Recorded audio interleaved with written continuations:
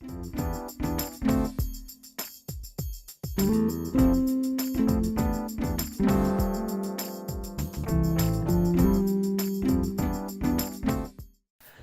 서평 멤버 여러분 안녕하십니까? 오늘은 4차 산업혁명시대 인재상과 일자리라는 2018년 7월 서평의 세 번째 책인 2035 일의 미래로 가라라는 책의 내용을 한번 같이 살펴보도록 하겠습니다.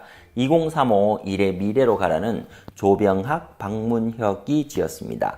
서평 콘서트의 강의 내용이 있으니까 다른 유튜브 영상도 함께 참조해 주시기 바랍니다. 서평북의 129페이지로 바로 넘어가도록 하겠습니다. 129페이지에서는 이런 걱정을 합니다. 사라지는 일자리.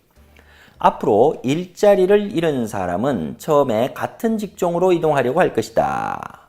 세계경제포럼이 가장 위험한 산업 직군으로 선정한 세 가지 분야를 살펴보자.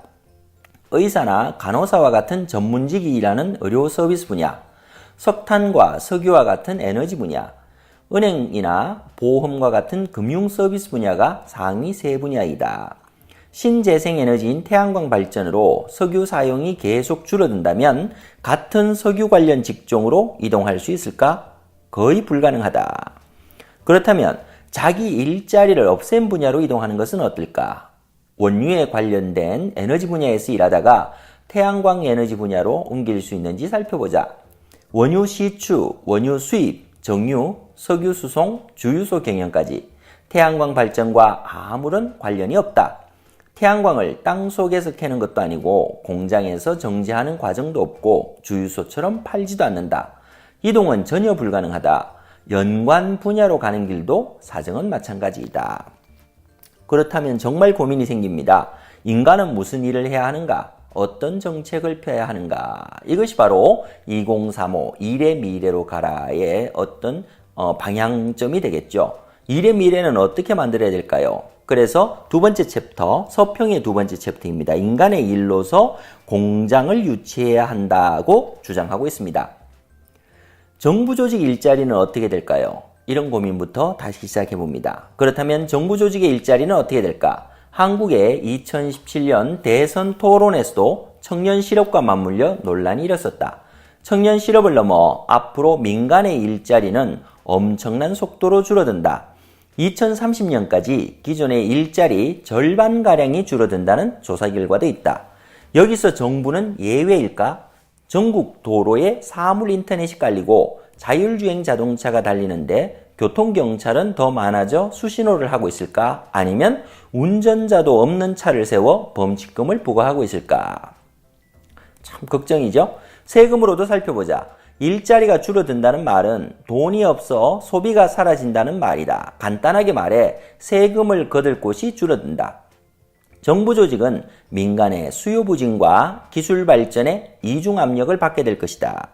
세금이 덜 거쳐 공무원을 줄여야 할 판에 자동화로 할 일마저 사라진다. 동사무소에서 주민등록 등본을 떼는 사람이 줄어든 것은 집이나 사무실에서도 출력할 수 있기 때문이다. 프린터가 없어서 동사무소에 가더라도 자동화 기기로 출력하면 그만이다. 게다가 일자리를 잃은 국민이 공무원 수만 세고 있을지도 모를 일이다. 권력은 국민의 눈치를 보게 되어 있다. 이렇게 보면 공공부문에서의 일자리 창출도 사실은 별 의미가 없다는 이야기가 됩니다. 그럼 어떻게 해야 하는가? 공장이 답이다. 조병학, 박문혁 저자의 주장입니다. 공장이 답이다. 앞으로 대략 20년, 2035년까지는 국가 간 전쟁이다. 줄어든 일자리를 자기 나라로 빼앗아오는 전쟁이다. 몇 안 되는 일자리라도 확보하기 위해 자기 나라에 공장을 짓게 하는 전쟁이다. 여기에 저도 이렇게 굵은 폰트를 사용해서 강조를 하고 있습니다. 그 자동화된 공장을 짓는 기술을 선점하는 전쟁이다. 그 공장에 들어갈 로봇을 만드는 회사가 되는 전쟁이다. 정말 비장하게 전쟁이라는 표현을 쓰고 있습니다. 결국은 일자리의 미래는 공장을 가져오는 것이다 라고 주장하는데요. 그 공장을 운영하는 운영 프로그램을 개발하는 회사가 되는 전쟁이다. 불행하게도 우리나라는 여기에 단 하나도 해당하지 않는다. 이것이 우리나라가 10년간 해온 일의 결과다. 일하는 사람이 사라져 로봇으로 물건을 만드는 기업가에게 세금을 물려야 할 때 공장이 없는 나라는 그조차 거둘 곳이 없다는 사실을 반드시 기억해야 한다. 정작 중요한 것은 공장을 짓는 일보다 공장을 유지하는 일이다. 계속 강조한 대로 앞으로는 사람이 있건 없건 공장은 미래에도 세금이다. 시간이 흘러 자동화가 진전될수록 공장이 없는 나라는 가난한 나라, 그나마 사라지는 일자리조차 없는 나라가 된다.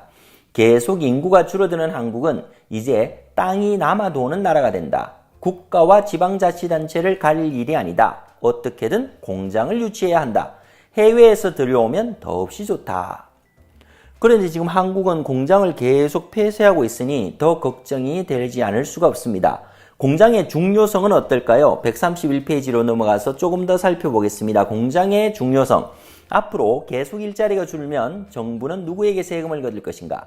일자리가 준다는 것은 세금을 거둘 대상이 세금을 써야 할 대상으로 바뀐다는 말이다.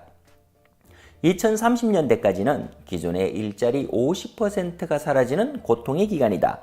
물론 적지만 새로운 일도 생긴다. 로봇으로 자동화한 공장은 첨단 제조 공정과 높은 생산성으로 자동화하지 못한 공장을 압도한다. 일부는 완전 자동화된 공장을 바로 짓고 일부는 공정별로 자동화율을 조정하며 공장을 몇 차례 바꾼다. 지금까지 전 세계가 나서서 자기 나라에 공장을 짓도록 하는 이유를 계속 설명해 왔다. 사라지는 일자리를 그나마 유지할 공장이 국내에 있어야 하고 나중에 경쟁에서 이긴 자본가에게 어떤 형태로든 세금을 걷어야 국가를 운영할 수 있기 때문이다. 정부는 사라지는 일자리에 대한 땜질 처방이나 빚을 내서 복지를 확충하기 이전에 산업 경쟁력을 만들 방법부터 찾아야 한다. 정말 중요합니다. 정부는 사라지는 일자리에 대한 땜질 처방이나 빚을 내서 복지를 확충하기 이전에 산업 경쟁력을 만들 방법부터 찾아야 한다. 실업률이 증가하는 것을 어떻게든 막아보겠다는 생각은 잘못된 생각이다. 잘못된 생각에서 좋은 처방을 기대할 수는 없다. 더 근본적인 방법을 만들어야 한다. 방법을 만들지 않으면 순식간에 세금을 거둘 곳이 사라진다. 앞으로 세금을 거둘 곳은 사람이 아니라 공장이다. 그래서 세금에 대해서 다시 한번 생각을 하고 있습니다. 132페이지, 서평북의 132페이지로 넘어갑니다. 세금, 분배의 정의와 정치. 문제는 서로 반대 방향으로 움직이는 세금이다. 특정 시점에서부터 거치는 세금은 줄고 복지비는 급증해 균형 재정은 절대 불가능한 일이 될 것이다. 그리고 한번 시작되면 걷잡을 수가 없다. 이런 시점을 파악하고 미리 대비하는 것이 정부의 일이다. 지금 각국이 벌이는 공장 유치 전쟁이 그 서막이다. 공장을 확실하게 붙잡아두면 줄어든 일자리라도 같이 잡아둘 수 있고 일자리가 완전히 사라져도 세금을 물릴 수 있다. 공장을 붙잡지 못하면 일자리는 순식간에 증발한다. 지금 우리는 미래를 따라잡기 어려울 정도로 경쟁이 뒤처졌다. 아마 현명한 독자들은 알아차렸을 것이다. 왜 미국에는 3D 프린터, 자율주행 자동차, 인공지능, 로봇, 가상현실 등 온갖 뉴스가 나오는데 우리나라는 왜 조용한지 생각해 봐야 한다. 왜 중국은 로봇 센스 등의 기술 기업을 무차별적으로 사들였다는 뉴스가 계속 나오는지 생각해 봐야 한다. 왜 독일은 자동화된 공장을 계속 지으면서 세계 최고의 기업과 협력해 공장을 짓는 기술을 축적하는지 생각해 봐야 된다. 왜 일본은 겉보기에 우스꽝스러운 로봇을 금융과 서비스에 그토록 접목하려고 하는지, 그리고 센서나 물류와 같은 로봇 기초 산업에 투자하는지 생각해 봐야 된다. 사람에 대한 투자는 말할 것도 없다. 이것이 세금과 그 공장에 대한 이야기였고요. 마지막 결론입니다. 공장을 짓는 산업을 키워라. 2020년부터 눈에 띄게 커지기 시작할 산업은 공장을 짓는 산업이다. 모든 공장이 자동화로 돌아선다. 제품 디자인, 생산 기획, 생산 설계, 생산 서비스의 단계로 구성되는 공장은 제품 디자인과 생산 기획에만 사람이 필요하다. 생산 기획도 실행 단계에서는 사람이 중요하지 않다. 주문에 따라 자동으로 조절하면 된다.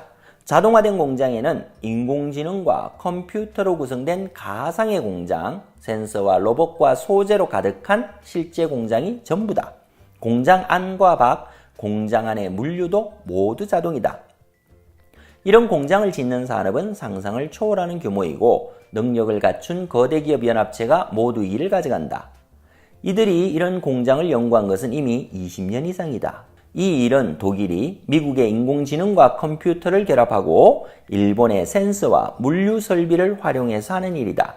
실제로 독일은 공장 상당수를 이렇게 바꿔가고 있다. 공장을 짓는 기술은 곧 1등 품질을 만들고 1등 생산성을 만든다. 공장용 로봇과 센서 물류 시스템 산업은 계속 커진다.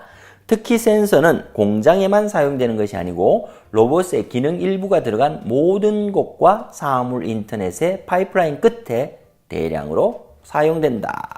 네, 이렇게 본다고 하면 사라지는 일자리를 걱정하는 것도 필요하지만 결국 우리가 재정, 세금을 걷어들일 수 있는 것과 그런 복지 예산을 만들어낼 수 있는 것은 이런 공장을 만드는 산업이고 결국 공장을 유치하는 나라가 미래에도 계속 경쟁력을 가질 것이다 라는 이야기를 하고 있습니다. 지금 현재 공장이 점점 줄어들고 있는 한국에 굉장히 중요한 경종을 울리는 책이 아닌가 생각을 합니다. 2035 일의 미래로 가라 라는 책에 공장의 중요성을 강조하는 파트를 함께 읽어보았습니다. 두 번째 세션으로 넘어갑니다.